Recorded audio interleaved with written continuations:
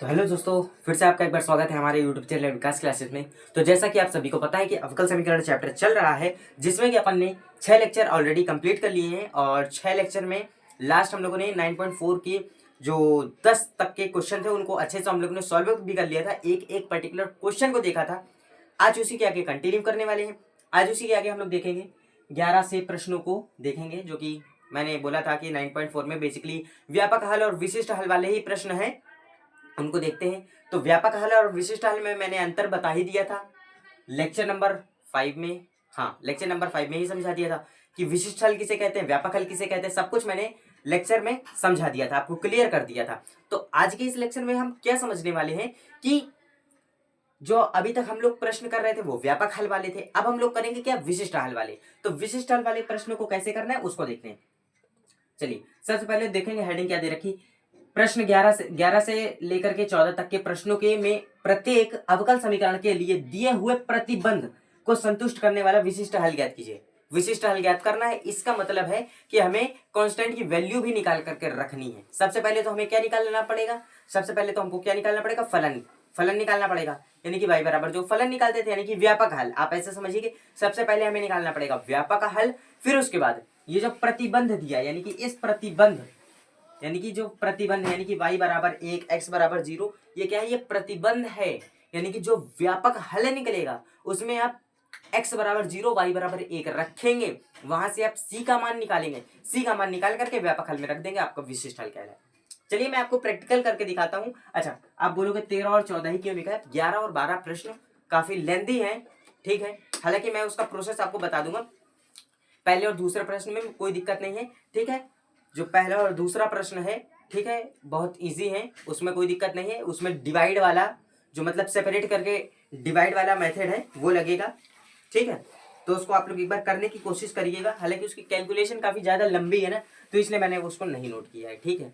हालांकि कोई दिक्कत नहीं है उस प्रश्नों में, आप लोग आसानी से कर लेंगे अगर आप लोगों ने ये कॉन्सेप्ट समझ लिया। तो देखते हैं, सबसे पहले हम लोग 13वें प्रश्न को देखते हैं। क्या करना है, अपना वही काम। अच्छा, cos dy by D X और हाँ A belongs to real number, y बराबर 1 यदि x बराबर 0 हो तो, ठीक है। कैसे करना है इसको, बिल्कुल सिंपल सा है। तो सबसे पहले तो ये cos के अंदर dy बाई डी एक्स फंसा है, ये मत करना कि इस dx को इधर भेज देना। ये cos के अंदर dx dy by D x फंसा है, यानी कि इस पहले तो cos को हटाओ। cos को हटाओगे तो सिंपली पहले तो dy बाई डी एक्स को आप जब बाहर लाओगे तो ये हो जाएगा cos इनवर्स a, क्योंकि भाई अभी तक अंदर फंसा हुआ था dy बाई डी एक्स, बाहर लाए आप। अब आप क्या करोगे, इस dx को इधर भेजोगे तो ये आपका dy हो जाएगा और ये हो जाएगा क्या, cos इनवर्स a dx, ठीक। क्या हो जाएगा, ये cos इनवर्स a dx हो जाएगा। अब इसके बाद आप लोगों को यहाँ पर क्या करना है, cos inverse a dx integration का साइन लगाएंगे। सबसे पहले तो यहाँ पर एक चीज समझने वाली बात है, वेरिएबल यहाँ पर a दिया है लेकिन ऑपरेटर यहाँ पर x है, ऑपरेटर यहाँ पर x है, वेरिएबल a दिया है, तो ये क्या कांस्टेंट होगा, ये कांस्टेंट होगा, ठीक है। अच्छा, और अगर यहाँ पर वेरिएबल x होता तो इसका हम करते, और कैसे करते भैया, 1 इंटू कॉस इनवर्स x आइलेट वाला फॉर्मूला लगा करके, मल्टीप्लीकेशन वाला, इंटीग्रेशन वाला, जैसे कि अपन करते हुए आ रहे हैं। तो ये तो कांस्टेंट है, तो यानी कि फाइनली आप इसको ऐसे करेंगे dy, ये हो जाएगा क्या, ये कॉस इनवर्स a बाहर आएगा, ये आपका हो जाएगा 1 इंटू डी एक्स, ये क्या हो जाएगा y बराबर cos inverse a into x. ये क्या निकल करके आया, ये आपका क्या है, ये व्यापक हल है। आप लोग वहां पर लिखना नहीं कि ये व्यापक हल है, मैं आपको ऐसे बता रहा हूँ कि समीकरण नंबर 1 दे दो नाम, ठीक है। मैं आपको समझा रहा हूँ कि ये व्यापक हल है। व्यापक हल क्या होता है, फलन, फलन निकला मतलब है व्यापक हल है। अब आगे कैसे करना है, मैंने क्या बोला, यानी प्रतिबंध को संतुष्ट करने वाला विशिष्ट हल ज्ञात करना है, यानी कि विशिष्ट हल आपको सी का मान निकाल के रखना है। अच्छा, सी का मान कैसे निकलेगा, x बराबर 0 y बराबर 1, x बराबर 0 रखोगे, एक मिनट मैंने गलती कर दी, सॉरी, प्लस का सी तो मैं लिखना ही भूल गया जो कि मेन है, ठीक, ये गलती आप लोग मत करिएगा। तो x का मान 0 रखोगे, y का मान 1, y का मान 1, x का मान 0 रखोगे तो भैया cos इनवर्स a से भैया मल्टीप्लीकेशन होगा, क्या होगा 0, यानी कि c का मान क्या आएगा 0 प्लस सी, यानी कि फाइनली आपका c का मान आएगा 1।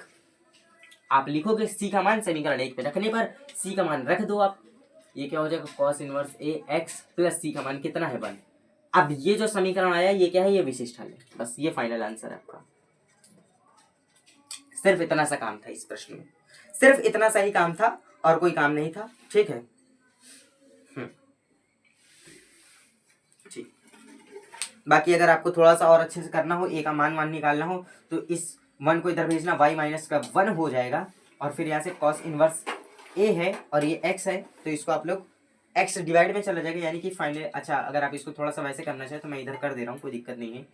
ये हो जाएगा क्या, y माइनस 1, ये x डिवाइड में होगा, a बराबर आएगा क्या, कॉस इनवर्स है तो ये हो जाएगा कॉस। ठीक, कोई दिक्कत नहीं, ये इतना आएगा फाइनल आंसर। ठीक है, इतने पर भी छोड़ सकते हो, कोई दिक्कत नहीं है, फाइनल आंसर से मतलब है अपने को। अच्छा, 14वें प्रश्न में क्या है, इसमें भी विशिष्ट हल ज्ञात करना है, तो ये तो और आसान है, बिल्कुल बहुत आसान है भाई। tan x का क्या हो जाता है, log sec x, log sec x हो जाएगा, और ये y इधर आएगा, y का हो जाएगा log y। y बराबर 2 रखना है, x बराबर 0 रखना है, तो इसको आप लोग एक बार कोशिश करिएगा, इसको मैं होमवर्क डाल दे रहा हूँ, इसको आप लोग एक बार कोशिश करके देखिएगा, हो जाएगा। ये प्रश्न में कुछ है नहीं। ठीक है, जैसे हम लोग व्यापक हल निकालते हैं वैसे व्यापक हल निकालना है, फिर आपको ये वैल्यू रखनी उसी व्यापक हल में, वहां से सी का मान उठा करके फिर से व्यापक हल में रख देना है बस। ठीक, इतना आप लोग करके देखिए।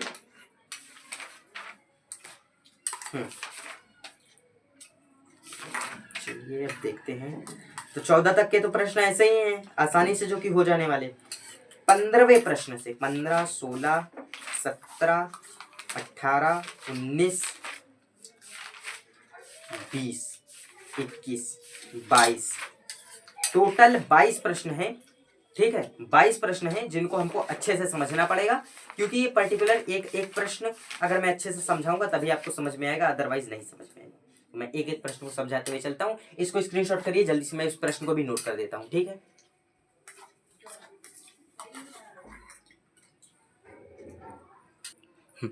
चलिए तो देखते हैं अब हम लोग प्रश्न नंबर 15, जो कि मैंने बोला था कि वर्ड प्रॉब्लम्स, एक एक प्रश्न अच्छे से समझाना पड़ेगा आप लोगों को, तो इसको देखते हैं। बेहद आसान सा प्रश्न है, कोई दिक्कत नहीं। चलिए, क्या बोल रहा है कि बिंदु 0,0 से गुजरने वाले एक ऐसे वक्र का समीकरण, हाँ प्रश्न, हाँ ठीक, वक्र का समीकरण ज्ञात कीजिए जिसका अवकल समीकरण y dash is equal to e की पावर x साइन x है। इस प्रश्न को तो आप लोग बिल्कुल नहीं समझ पाए होंगे कि ये प्रश्न में कह क्या रहा है, करना क्या है, निकालना क्या है, कुछ नहीं समझ में आया। समझते हैं।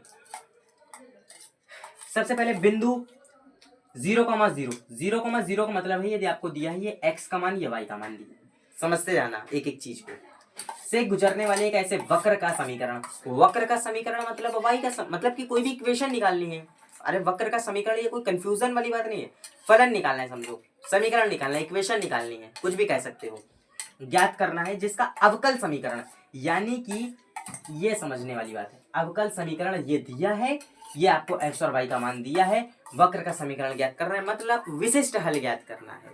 ये समझो, विशिष्ट हल ज्ञात करना है। जहां पर भी आपको समझो कि ऐसे x और y का मान दे दे, वहां पर विशिष्ट हल ही ज्ञात करना है, और नहीं तो आपसे साफ साफ बोले कि समीकरण ज्ञात करना है, व्यापक हल निकाल के छोड़ दो, काम खत्म। जब आपको x और y का मान दे तभी विशिष्ट हल निकलेगा, अदरवाइज नहीं निकलेगा। कैसे करना है बिल्कुल देखते हैं। सबसे पहले आप लोग लिखेंगे हल, इसको आप नोट करेंगे। y डैश का मतलब होता है कि dy बाई dx, ठीक, y डैश का मतलब होता है dy बाई dx, तो आप लोग इसको ऐसे लिखेंगे dy बाई dx, ये हो जाएगा e की पावर x साइन x, यहाँ से dy को करेंगे d और dx और dy को करेंगे सेपरेट, तो ये हो जाएगा साइन x, ये हो जाएगा dx, यहाँ पे लगाएंगे इंटीग्रेशन का साइन, dy का इंटीग्रेशन y हो जाएगा, इसका इंटीग्रेशन ये क्या है, फर्स्ट इंटू सेकेंड, क्या लगेगा, आइलेट वाला फॉर्मूला लगेगा। मतलब फॉर्मूला क्या है, मतलब सिंपल सा कॉन्सेप्ट, यानी कि आइलेट के हिसाब से अगर आप देखेंगे तो ट्रिग्नोमेट्री पहले आता है, यानी कि ये फर्स्ट मानेंगे, इसको सेकंड मानेंगे, तो इसको कैसे करना है, फर्स्ट वाला पहले, सेकंड का इंटीग्रेशन यानी कि e की power x into D x का इंटीग्रेशन, प्लस एक बड़ा सा इंटीग्रेशन फर्स्ट वाले का डिफ्रेंशिएशन यानी कि dy by D X sine x, फिर एक इंटीग्रेशन, ठीक है, फिर एक इंटीग्रेशन, फिर उसके बाद क्या, e की पावर x dx, फिर उसके बाद एक dx और लगेगा, ठीक, ये समझने वाली बात है। तो ये क्या हो जाएगा, ये हो जाएगा y बराबर साइन, एक मिनट एक गलती करी मैंने, क्या गलती करी, बता रहा हूँ मैं आपको।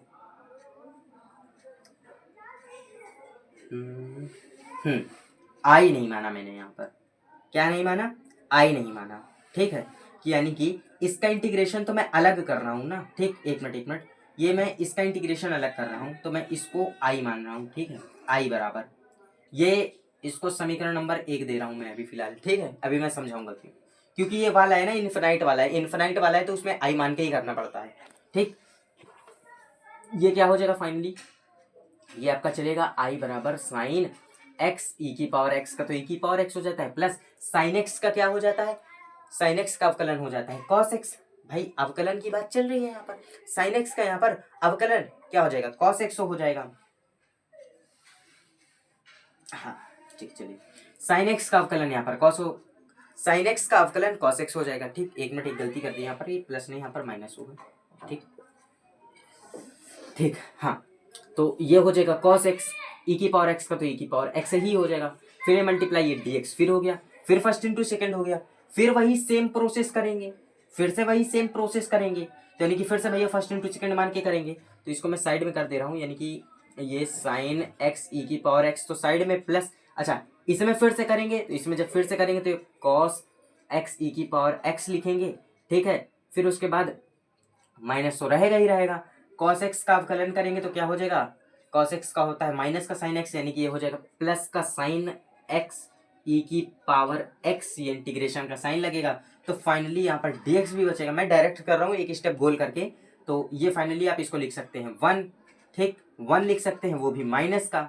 जब आप माइनस का 1 लिख सकते हैं, वो माइनस का आई लिख सकते हैं, तो उधर भेजेंगे ये हो जाएगा प्लस का आई, तो यानी कि ये हो जाएगा 2i। ये जब 2i हो जाएगा तो यहाँ से अगर आप i का मान निकालेंगे तो ये हो जाएगा साइन एक्स ई की power X plus cos X E की पावर एक्स, यहाँ से 2 डिवाइड में चला जाएगा, ई की पावर एक्स को अगर आप कॉमन करेंगे तो ये हो जाएगा साइन एक्स। एक मिनट दोस्तों, ठीक चलिए, क्या हो जाएगा ये, एक मिनट,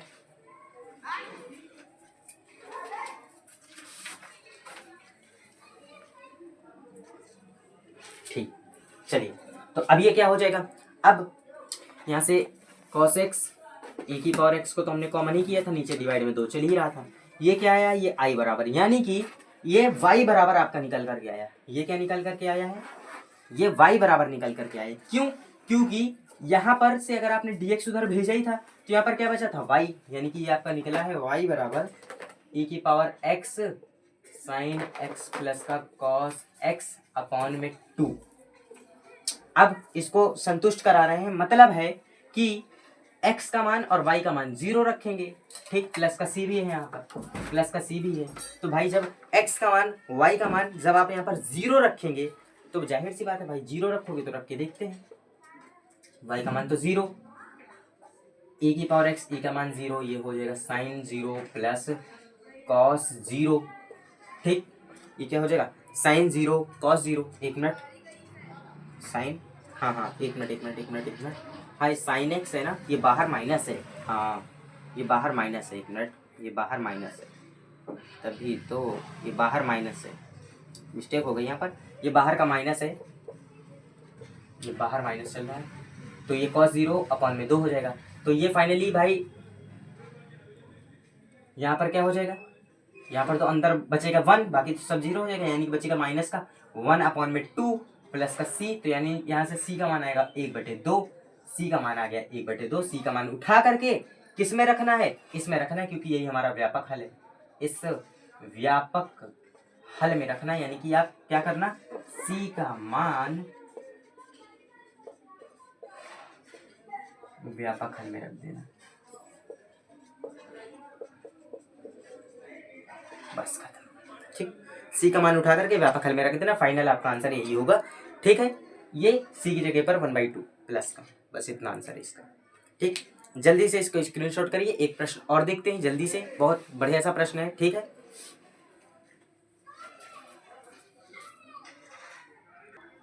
ठीक, चलिए दोस्तों अब आगे देखते हैं, आगे 16 नंबर का प्रश्न बहुत आसान सा है। इसमें क्या है कि भैया अवकल समीकरण X Y D Y by D X is equal to X plus का 2 ब्रैकेट में वाई प्लस का 2 के लिए बिंदु 1, -1 से गुजरने वाले ऐसे वक्र ज्ञात करना है। क्या वक्र ज्ञात करना है, जैसे प्रीवियस क्वेश्चन में किया था विशिष्ट हल निकालना है, वैसे यहाँ पर भी करना है। ये है आपका x का मान, ये है आपका y का मान। कैसे करना है, सबसे पहले इसको सेपरेट करके व्यापक हल निकालना है। कैसे निकालेंगे व्यापक हल, तो इसको सबसे पहले तो आप लिखिए, फिर सेपरेट करेंगे कहीं जाके। ये हो जाएगा x प्लस का 2 y प्लस का 2, ठीक। सेपरेट करेंगे तो ये हो जाएगा y अपॉन में y प्लस 2, इंटीग्रेशन का साइन लगा दीजिए, मैं डायरेक्ट कर रहा हूँ। ये हो जाएगा x प्लस 2 अपॉन में x और ये dx, ठीक है। x प्लस 2 अपॉन में x हो जाएगा। अब यहाँ से आप लोग क्या करिएगा, ठीक, हाँ एक मिनट, ठीक। अब यहाँ से क्या करना है आप लोगों को, इंटीग्रेशन तो करना ही है इसका, तो इंटीग्रेशन करिए। तो इसमें करने के लिए आप लोग वही अपना एक मेथड मैंने बताया था कि 2 को ऐड करके 2 को सब्ट्रैक्ट करके उससे आप लोग कर सकते हैं, ठीक है। 2 को ऐड करके 2 को सब्ट्रैक्ट करके आप लोग कर सकते हैं, यानी कि ये हो जाएगा y प्लस 2 माइनस 2, फिर इसको सेपरेट डिवाइड करेंगे, यानी कि अलग अलग डिवाइड करेंगे, ये हो जाएगा dy। और यहाँ पर क्या करेंगे, इसको भी अलग अलग डिवाइड करेंगे, ये हो जाएगा 2 अपॉन में x, ये dx, ये तो कट जाएगा, ये तो 1 हो जाएगा, यहाँ से भी 1 हो जाएगा, बचेगा क्या 2 अपॉन में, यानी कि यहाँ पर बचेगा 1 इंटू डी वाई माइनस यहाँ पर बचेगा 2 अपॉन में y प्लस का 2, ठीक है। ये बचेगा डी वाई, यहाँ पर बचेगा x into D Y, sorry एक मिनट, 1 बचेगा यहाँ पर, प्लस का यहाँ पर बचेगा 2 इंटू 1 अपॉन में x इंटू डी एक्स। इसका इंटीग्रेशन तो आप लोग कर लोगे, इसका होगा y माइनस का इसका होगा क्या 2 लॉग y प्लस 2 मॉड में, ठीक है, इज इक्वल में इसका होगा, एक मिनट यहाँ पर x है, सॉरी गलती हो गई, यहाँ पर x है प्लस 2 लॉग x, चाहे तो ये 2 है उसको पावर में भेज सकते हैं, ठीक, एक मिनट सॉरी, चाहे तो ये 2 है, मतलब कि ये 2 है, ये जो 2 है इसको ऐसे पावर में भेज सकते हैं, इस 2 को भी भेज सकते हैं, कोई दिक्कत नहीं है। हालांकि चाहे तो आप इसको भेज सकते हैं, नहीं तो कोई दिक्कत नहीं है। अब यहाँ पर आप लोग क्या कर सकते हैं, ये प्लस का c यहाँ पर आप लगा करके, ये क्या है, ये आपका व्यापक हल है, ये क्या है, ये व्यापक हल है। अब आपको विशिष्ट हल ज्ञात करना है, मैंने क्या बोला था, c का मान निकालेंगे। c का मान निकालने के लिए क्या करेंगे, x का मान 1, y का मान माइनस का 1 रखेंगे, यानी कि यहाँ पर जहां पर x है वहां पर 1 रखना है, जहां पर y है वहां पर माइनस का 1 रखना है, यानी कि यहाँ पर हो जाएगा log 1, और यहाँ पर क्या हो जाएगा, यहाँ पर भी log ही 1 होगा, यानी कि log 1, यानी कि यहाँ पर माइनस का 1 हो जाएगा, ठीक है। तो जब इतना हो जाएगा, यानी कि log 1 का मान कितना होता है, 0 होता है, यानी कि ये तो फाइनली आपका पूरा 0 हो गया। ये क्या होगा, y का मान कितना होता है, माइनस का 1, ये माइनस का 0 इज इक्वल टू x का मान तो 1 है ही, ये log ये भी 0 ही हो जाएगा, यानी कि ये हो जाएगा 1 प्लस 0, यानी कि ये उधर जाएगा माइनस माइनस प्लस, यानी कि c का मान माइनस का 2 आना चाहिए मेरे हिसाब से, c का मान माइनस का 2 आना चाहिए। तो देख लो, हाँ ये तो 0 ही है, ये 1 है, ये क्या है, ये x है, ये 1 है, उधर जाएगा माइनस का, ये पहले से माइनस का 1 है, ठीक है, माइनस का 1 है प्लस का, यानी कि माइनस माइनस प्लस, यानी कि c बराबर माइनस का 2। जब c बराबर माइनस का 2 मान आ ही गया है तो इस व्यापक हल में रख दो, यानी कि फाइनली जो आपका आंसर होगा, मैं फाइनल आंसर लिख रहा हूँ, ये होगा आपका y, चाहे तो इसको आप उधर भी भेज सकते हैं, कोई दिक्कत नहीं है, तो मैं ऐसे ही लिख रहा हूँ, आप लोग भेज के लिख देना प्रॉपर। ये हो जाएगा y log is equal to, ये हो जाएगा x plus 2 log x plus c का मान कितना है, माइनस का 2, यानी कि ये हो जाएगा माइनस का 2। ये है फाइनल आंसर, ठीक, ये फाइनल आंसर, ठीक। तो उम्मीद करता हूँ कि आपको आज का लेक्चर अच्छा लगा होगा और आज के क्वेश्चंस भी अच्छे लगे होंगे। तो न्यू लेक्चर में अब हम लोग आगे के प्रश्नों को देखेंगे। आगे कितने प्रश्न बचे हैं, 17, 18, 19, 20, 21, 22, 17 से 22, 5 प्रश्न बचे हैं, कोई दिक्कत नहीं है। 16 का है ये, हाँ 16 है, 17, 18, 19, 20,